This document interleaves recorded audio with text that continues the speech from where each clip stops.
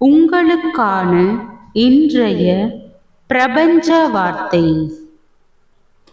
மனம் எதை எதிர்பார்க்கின்றதோ அதை அடைகின்றது.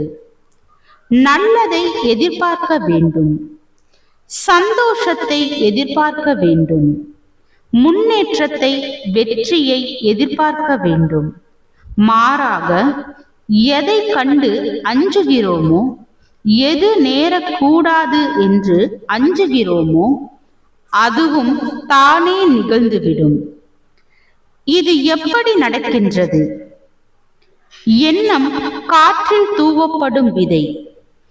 அது காற்றில் நம்மை அறியாது மிதந்து நாம் நினைத்த அத்தனை காரியங்களையும் நிகழ்த்த துவங்குகின்றது. அதன் பலன்களும் நமக்கு கிடைக்கின்றது. வாழ்க வளமுடன்.